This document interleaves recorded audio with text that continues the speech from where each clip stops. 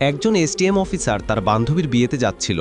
সে একজন সাধারণ মেয়ের পোশাকে ছিল, না কোনো সরকারি গাড়ি, না কোনো নিরাপত্তা, শুধু একজন সাধারণ মেয়ের মতো মোটরসাইকেল চালাচ্ছিল। যখন সে হাসনাবাদ শহরের কাছাকাছি পৌঁছালো, তখন সামনে একটি পুলিশ চৌকি চোখে পড়ল।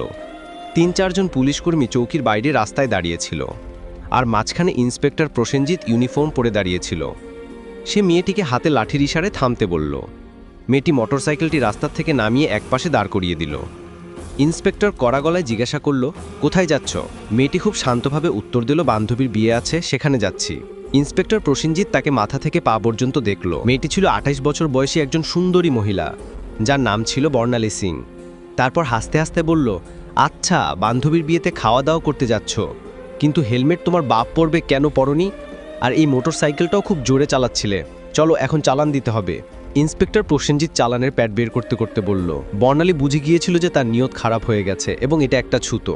সে বলল, স্যার, আমি কোনো আইন ভাঙিনি। ও ম্যাডাম, আমাদের আইন শেখানোর চেষ্টা করো না। সে পাশে দাঁড়ালো একজন কনস্টেবলের দিকে তাকালো এবং তারপর বর্ণালীর দিকে তাকিয়ে বলল, একে শিক্ষা দিতে হবে। হঠাৎ ইন্সপেক্টর জোরে একটা চড় মারল বর্ণালীর গালে। খুব প্রশ্ন করছিস? পুলিশ যখন কিছু বলে তখন চুপচাপ মেনে নেওয়া উচিত। বর্ণালীর মাথা এক মুহূর্তের জন্য ঘুরে গেল, কিন্তু সে নিজেকে সামলে নিল। তার চোখে রাগ স্পষ্ট ফুটে উঠছিল। চৌকির ইনচার্জ ইন্সপেক্টর হাসতে হাসতে বলল, এখনও এর মধ্যে অহংকার বাকি আছে? এমন কতজনকে ঠিক করে দিয়েছি, ভালোভাবে শেখাতে হবে। একজন কনস্টেবল এগিয়ে এলো এবং বলল, স্যার, এটাকে থানায় নিয়ে চলুন, সেখানে ঠিকঠাকের সেবা করব, তখন বুঝবে পুলিশের সঙ্গে কিভাবে কথা বলতে হয়। একজন কনস্টেবল বর্ণালীর বাহু ধরে টেনে বলল, চল গাড়িতে বস। বর্ণালী ঝটকা দিয়ে হাত ছাড়িয়ে রাগী গলায় বলল, হাত লাগানোর চেষ্টা করো না, নয়তো পরিণতি ভালো হবে না। ইন্সপেক্টরের রাগ আরও বেড়ে গেল। সে একজন কনস্টেবলকে বলল, এর অহংকার দেখো। একজন কনস্টেবল এগিয়ে এসে বর্ণালী সেনের চুল টেনে ধরল এবং জোর করে টেনে নিয়ে যাওয়ার চেষ্টা করল। বর্ণালী ব্যাপায় কোকিয়ে উঠল, কিন্তু তখনও পর্যন্ত সে নিজের পরিচয় কিছুই বলেনি। সে দেখতে চাইছিল এরা আর কতটা নিচে নামতে পারে। তখন একজন পুলিশ রাগে তার মোটরসাইকেলে লাঠি দিয়ে মারল এবং বড়বড় করে বলল, বড় সাধু সাজছে, এখন তোরে খেলনা বানিয়ে খেলবো। বর্ণালী সিং ভালোভাবেই বুঝে গিয়েছিল যে এখন তার সঙ্গে কি হতে চলেছে এবং এরা কতটা নিচে নামতে পারে। ইন্সপেক্টরের চোখে রাগ ছিল। সে জোরে চিৎকার করে বলল, তোর মতো অনেক বুদ্ধিমান দেখেছি, পুলিশের সঙ্গে বাগাবাড়ি করবে? আজ মজা দেখাবো, চল ওকে থানায় নিয়ে যাও, সেখানে বোঝাবো। এই সময় বর্ণালী সিং তখনও চুপ ছিল। সে তার পরিচয় প্রকাশ করার কোনো ইচ্ছে দেখায়নি। সে দেখতে চাইছিল এরা প্রশাসনকে কতটা বদনাম করতে পারে, এরা কতটা অত্যাচার করতে পারে। ইন্সপেক্টর প্রসেনজিৎ এখন বিরক্ত হয়ে গিয়েছিল। তার সামনে এমন একজন মহিলা দাঁড়িয়েছিল যার নরম সুন্দর গালে চড় পড়েছিল, যার চুল টেনে ধরা হয়েছিল, যাকে জোর করে বাহু ধরে রাস্তায় টেনে নিয়ে যাওয়া হয়েছিল। কিন্তু সে তখনও মূর্তির মতো নীরব দাঁড়িয়েছিল, না কোনো চিৎকার, না কোনো কান্না। ইন্সপেক্টর প্রসেনজিৎ ভেবেছিল থানায় বসে চিন্তা করবে এই জেদি মহিলার কি চিকিৎসা করা যায়। এটা কেবল রাগ ছিল না, এটা এমন এক রাগ ছিল যা ভেতরে ভেতরে ফুটছিল। চৌকির ইনচার্জ ইন্সপেক্টর হাসতে হাসতে বলল, এখন জীবও চলতে শুরু করেছে, চল থানায়, দেখব কত বড় জীব চলে তোর। থানায় ঢুকতে ইন্সপেক্টর জোরে চিৎকার করে বলল, ওরে কোথায় গেলি? চা পানি লাগা তাড়াতাড়ি, আজ একটা বিশেষ মাল এসছে। বর্ণালী সিং তখনও কিছু না বলে থানার দেয়াল দেখছিল। সে দেখছিল কিভাবে এরা সেই নিরীহ মানুষদের সঙ্গে আচরণ করে যারা কখনো কণ্ঠ তুলতে পারে না। তখন একজন কনস্টেবল ইন্সপেক্টর প্রসেনজিতের দিকে ঝুঁকে ফিসফিস করে বলল, কি কেস স্যার? কনস্টেবলের প্রশ্নে ইন্সপেক্টর প্রসেনজিৎ এসে বলল, আরে কিছুই না, স্পিড বা হেলমেট, যা মন যায় চাপিয়ে শুধু দাও। ভেতরে ঢুকিয়ে এর অহংকার ভাঙতে হবে, বেশি প্রশ্ন করিস না। বর্ণালী সব শুনছিল, কিন্তু তার চোখ তখনও কিছু বলতে চাইছিল না, যেন সে চাইছিল পুলিশের এই পতনের গল্প তাদের নিজের মুখ থেকে বেরিয়ে আসুক। তখন ইন্সপেক্টর চেয়ারে বসলো, হাতে কলম নিয়ে টেবিলে ঘোরাতে লাগলো।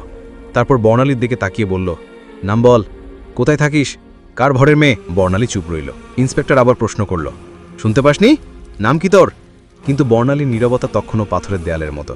তখন ইন্সপেক্টর টেবিলের এমন জোরে হাত মারল যে শব্দটা পুরো থানায় গুঞ্জে উঠল এবং রাগে চিৎকার করে বলল, শুনতে পাস না? নাম বল তাড়াতাড়ি। বর্ণালী মুখ ঘুরিয়ে উত্তর দিল, জি, সুমিতা শর্মা। ইন্সপেক্টর তার মুখের দিকে তাকিয়ে হেসে বলল, বড় বুদ্ধিমান মেয়ে, তুই মিথ্যে বলতে অভিজ্ঞতা আছে, কিন্তু মনে রাখিস, বেশি চালাকি করলে খুব ভারী করবে, একটাও ভুল করলে পস্তানোর সময়ও পাবি না। বর্ণালী সিংকে জোর করে সেই পচা লকআপে ঢুকিয়ে দেওয়া হলো, যেখানে আগে থেকে দুজন কয়েদি বসেছিল। তাদের মধ্যে একজন বর্ণালীর দিকে তাকিয়ে বলল, বোন, তুই কি অপরাধ করেছিস? বর্ণালী হালকা হাসি দিল, কিন্তু কিছু বলল না। এখন সে শুধু দেখছিল এই পুরো সিস্টেমটা কতটা পচে গেছে। যদি একজন এসডিওকে এভাবে বিনা কারণে ভেতরে ঢোকানো যায়, তাহলে সাধারণ মানুষের অবস্থা কল্পনা করা কঠিন নয়। বর্ণালী এখন সেই কোঠরির কোণে বসেছিল, সব দেখছিল, শুনছিল এবং প্রতিটি কাজ বুঝছিল। ইন্সপেক্টর প্রসেনজিৎ একটা মিথ্যে রিপোর্ট তৈরি করলো এবং বলল, এর ওপর চুরি আর ব্ল্যাকমেলিংয়ের কেস চাপাও। ফাইলের উপর হাত মেরে বলল, চলো তাড়াতাড়ি। একজন কনস্টেবল জিজ্ঞাসা করল, কিন্তু স্যার প্রমাণ ছাড়া? ইন্সপেক্টর হেসে বলল, এই থানায় প্রমাণ চেয়ে আনা হয় না, প্রমাণ বানানো হয়। কিছুক্ষণ পর একজন কনস্টেবল এসে বর্ণালীর কাঁধে জোরে হাত মারল। ইন্সপেক্টর হাত তুলতেই তখন দরজায় একটা কড়া গলা শোনা গেল, থামো। সবাই মুড়িয়ে দেখল দরজার সিনিয়র ইন্সপেক্টর সঞ্জয় বর্ণা দাঁড়িয়ে। তার খ্যাতি অন্যদের থেকে কিছুটা ভালো ছিল। সে ভেতরে তাকিয়ে মহিলার অবস্থা দেখে তার কপালে ভাঁজ পড়ল। জিজ্ঞাসা করল, এসব কি হচ্ছে? প্রসেনজিৎ হাসল এবং বলল, কিছু না স্যার, একটা রাস্তার মায়ে বেশি বুদ্ধি দেখাচ্ছিল, শিক্ষা দিচ্ছি। সঞ্জয় বর্ণালীকে ভালো করে দেখল। তার আচরণ সাধারণ মহিলার মতো মনে হচ্ছিল না। জিজ্ঞাসা করল, এর অপরাধ কি? প্রসেনজিৎ ঘাবড়ে গেল, বলল, স্যার চেকিংয়ে অসভ্যতা করেছিল। সঞ্জয়ের কিছু সন্দেহ সে বর্ণালীকে জিজ্ঞাসা করল, তোমার নাম কি? বর্ণালী চুপ রইল। প্রসেনজিৎ হেসে বলল, স্যার এ তো নামও বলছে না। সঞ্জয় এখন পুরোপুরি সতর্ক হয়ে গেল। সে কনস্টেবলকে আদেশ দিল, একে একা কোঠরিতে রাখো। প্রসেনজিৎ অবাক হয়ে গেল। কিন্তু স্যার, সঞ্জয় কঠোরভাবে বলল, আমি নিজের পাশে থাকব। তার আদেশে বর্ণালীকে আরেকটা কোঠরিতে বন্দি করা হলো, যেটা আগেরটার থেকেও বেশি দুর্গন্ধযুক্ত আর অন্ধকার ছিল। বর্ণালী চারদিকে চোখ বুলিয়ে দেখল। এক কোণে একটা ভাঙা টেবিল পড়েছিল, আর পাশে একটা মরচে পড়া লোহার রড। এখন সে নোংরা সিস্টেমের আসল চেহারাটা আরও কাছ থেকে দেখছিল। প্রতিটি মুহূর্তে তার চোখ বুঝছিল যে আইন শুধু ফাইলের মধ্যেই সীমাবদ্ধ হয়ে গেছে। তখন একজন কনস্টেবল দৌড়ে এসে বলল, স্যার বাইরে একটা বড় গাড়ি দাঁড়িয়ে আছে। প্রসেনজিৎ এবার চমকে উঠল। জিজ্ঞাসা করল, কোন গাড়ি? কনস্টেবল ঘাবড়ে বলল, স্যার সরকারি গাড়ি। সে তাড়াতাড়ি বাইরে গেল এবং গাড়ির ভেতর তাকাতেই তার চোখ কপালে উঠল। সে হরপরে ফিরে এসে ধীর গলায় বলল, স্যার। প্রসেনজিৎ বিরক্ত হয়ে বলল, কি হলো? কে এসছে? কনস্টেবল কাঁপতে কাঁপতে বলল, স্যার কমিশনার সাহেব এসছেন। প্রসেনজিতের মুখ ফ্যাকাশে হয়ে গেল।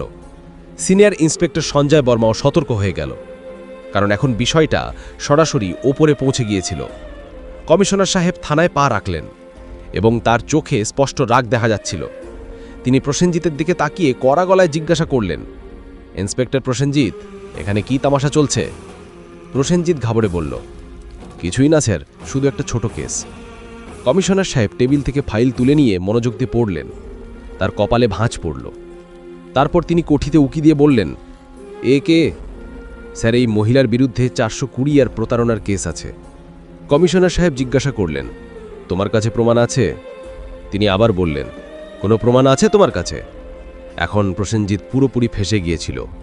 কমিশনার সাহেব মহিলার দিকে সরাসরি প্রশ্ন করলেন, তোমার নাম কি? এবং প্রথমবারের মতো বর্ণালী সিং হালকা হাসি দিয়ে বলল, এসডিও বর্ণালী সিং। পুরো থানায় নীরবতা ছড়িয়ে পড়ল। সবার মুখ ফ্যাকাশে হয়ে গেল। প্রসেনজিতের হাত পা কাঁপতে লাগল। বাকি সব কনস্টেবল অবাক হয়ে দাঁড়িয়ে পড়ল। প্রসেনজিতের পায়ের নিচ থেকে মাটি সরে গেল।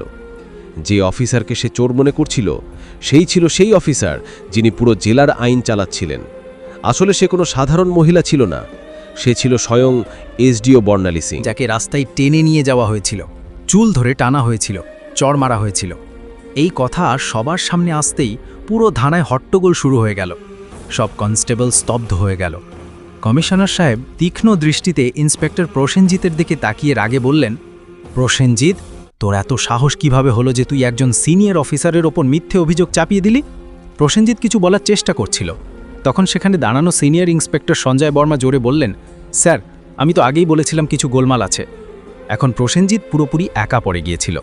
তখন বর্ণালী সিং তার শান্ত কিন্তু কঠোর কণ্ঠে প্রথমবার সরাসরি রায় ঘোষণা করলেন এবং বললেন, প্রসেনজিৎ, এবার তো চাকরি গেছে, তোর সাসপেনশন পাকা, আর তোর বিরুদ্ধে এখন মামলাও চলবে।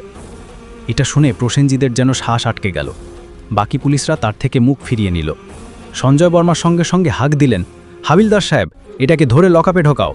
কিন্তু তখন প্রসেনজিৎ পকেট থেকে একটা ভাঁজ করা কাগজ বের করে হাসতে হাসতে বলল, থামো ম্যাডাম, এটা আগে দেখে নাও, তারপর যা করার করো। সে কাগজটা দেখালো। কমিশনার এবং বর্ণালী সিং দুজনই তৎক্ষণাৎ তার দিকে তাকালেন। প্রসেনজিৎ বলল, এই নাও আমার বদলির আদেশ। 3 দিন আগেই আমার বদলি হয়ে গেছে। এখন তুমি যতই রাগ করো, আমাকে চাকরি থেকে বের করতে পারবে না। পুরো থানা আবার নীরব হয়ে গেল। বর্ণালী কাগজটা হাতে নিয়ে পড়লেন। কমিশনার চোখ তির্যক করে সিনিয়র ইন্সপেক্টর সঞ্জয় বর্মার দিকে তাকিয়ে বললেন, যাও দেখো এই কাগজটা আসল নাকি শুধু দেখানোর জন্য। সঞ্জয় কম্পিউটারে রেকর্ড দেখে মাথা তুলে বললেন, স্যার এটা তো আসল, কিন্তু এখনও নতুন ইন্সপেক্টরকে চার্জ হস্তান্তর করেনি, অর্থাৎ এখনও এখানকার আসল ইন্সপেক্টর হয়ে বসে আছে এবং সব দুষ্কর্ম এর দ্বারাই করা হয়েছে।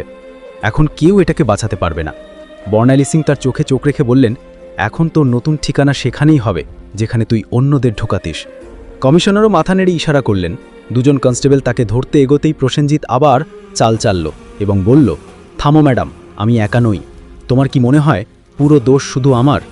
তারপর সে থানার অন্য পুলিশদের দিকে ইশারা করে বলল, এরা সবাই আমার সঙ্গে আছে, উপর পর্যন্ত সবাই জড়িত। কিছু পুলিশের মুখ রং উড়ে গেল। সিনিয়র ইন্সপেক্টর সঞ্জয় বর্মা পরিস্থিতি বুঝে এক এক করে তাকাতে শুরু করল। বর্ণালী সিং কমিশনারের দিকে তাকিয়ে বললেন, এখন এই পুরো থানাটাই পরিষ্কার করতে হবে, কেউ বাদ যাবে না। কমিশনারও বললেন, যা হুকুম ম্যাডাম। এখন একে একে সবার হিসাব নেওয়া হবে। এই কথা মুখ থেকে বেরোতেই থানায় যেন বিদ্যুৎ পড়ল। থানার বাইরে কিছু সাংবাদিক চুপচাপ দাঁড়িয়েছিল, যাদের আগে থেকেই সন্দেহ ছিল যে থানায় কিছু বড় গোলমাল চলছে। যখন তারা খবর পেল যে পুরো থানা লাইন হাজির করা হয়েছে, তখনই তারা মোবাইল থেকে খবর ছড়াতে শুরু করলো। একটা চকচকে গাড়িখানার সামনে এসে থামল, দরজা খুলল এবং স্বয়ং এসপি সাহেব বেরিয়ে এলেন। চারদিকে তাকিয়ে দেখলেন সবার মুখ পুড়ে গেছে।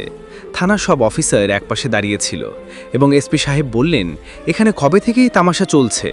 কিন্তু কমিশনার এবং থানা ইনচার্জ পুরোপুরি নীরব দাঁড়িয়েছিলেন। তখন বর্ণালী সিং সরাসরি এসপির চোখে চোখ রেখে বললেন, তোমার কি মনে হয় তুমি বেঁচে যাবে? সঞ্জয় বর্মার সঙ্গে সঙ্গে একটা ফাইল বের করে বর্ণালী সিংয়ের হাতে দিলেন, যে ফাইলটি এসপি সাহেবের সমস্ত কালো কাজের পর্দা ফাঁস করছিল। বর্ণালী সিং ফাইলটা এসপি সাহেবের দিকে এগিয়ে দিয়ে বললেন, নাও দেখো, এতে তোমার সব কুকীর্তি ভাড়া আছে। এসপি সাহেবের কপাল থেকে ঘাম ঝরতে লাগলো। কমিশনার বিনা দেরিতে উচ্চস্বরে আদেশ দিলেন, ধরো ওকে, আর এক্ষুনি আরই গ্রেফতার করো। পুরো থানা হতবাক হয়ে গেল। এত বড় অফিসারকে কেউ প্রথমবারের মতো এইভাবে প্রকাশ্যে চ্যালেঞ্জ করেছিল।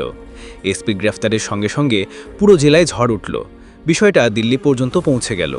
মুখ্যমন্ত্রী পর্যন্ত খবর পৌঁছালো এবং সেখান থেকে সরাসরি আদেশ এলো, জেলায় যত অফিসার মিলে গোলমাল করেছে তাদের সবাইকে ধরে ভেতরে ঢোকাও। পরের 2 দিনের মধ্যে পুরো জেলা থেকে 40টার বেশি পুলিশ অফিসার, 10টার বেশি বড় অফিসার এবং কিছু রাজনৈতিক নেতা গ্রেফতার হয়ে গেল। পুরো হাসানবাদ জেলার হাওয়া বদলে গেল। এখন চারদিকে শুধু একটাই আলোচনা ছিল, এসডিও বর্ণালী সিংয়ের সততা এবং সাহস, যিনি পুরো পচা সিস্টেমটাকে নাড়িয়ে দিয়েছিলেন। এখন প্রশাসনে একটা নতুন গতি ছিল, একটা নতুন চিন্তা ছিল এবং সবচেয়ে বড় কথা, একটা ভয় ছিল যে এখন কেউ বাঁচতে পারবে না। বর্ণালী সিংয়ের কাজ শেষ হয়েছিল। তিনি দেখিয়ে দিয়েছিলেন যে যদি মনের ভেতর থেকে নিয়ত পরিষ্কার থাকে তাহলে পুরো দেশও সংশোধন করা যায়। ভিডিওটা শেষ পর্যন্ত দেখে থাকলে প্লিজ একটা লাইক ও সাবস্ক্রাইব করে পাশে থেকো।